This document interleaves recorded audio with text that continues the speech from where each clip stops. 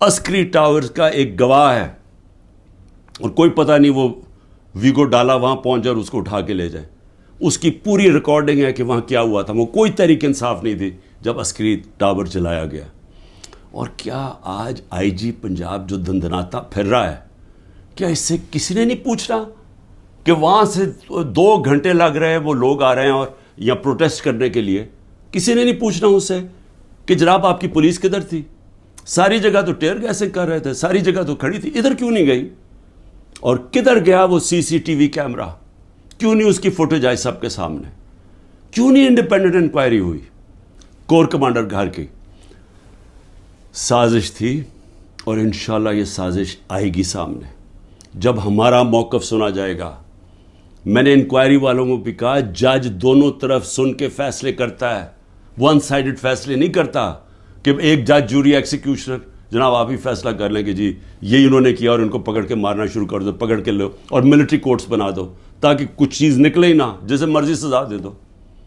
تو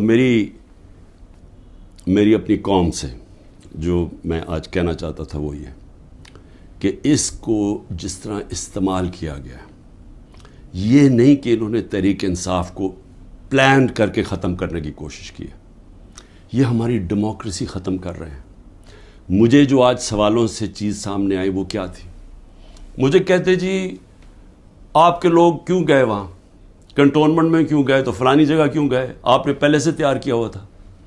میں نے ان سے پوچھا کہ جب مجھے کمانڈو ایکشن سے اٹھایا جا رہا ہے وہاں, تو کدھر جانا تھا لوگوں نے پروٹیسٹ کرنے؟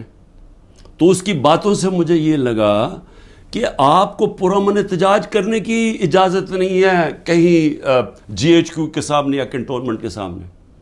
مجھے بتائیں آئین میں کدھر لکھا ہوا ہے؟ کہیں آئین میں لکھا ہوا ہے تو میں مانوں کہ میں نے قانون توڑا ہے. آئین میں لکھا ہوا ہے کہ آپ کا حق ہے, ہر پاکستانی کا حق ہے کہ جب ناانصافی ہو, سمجھے, ناانصافی کے خلاف آپ پروٹیسٹ کر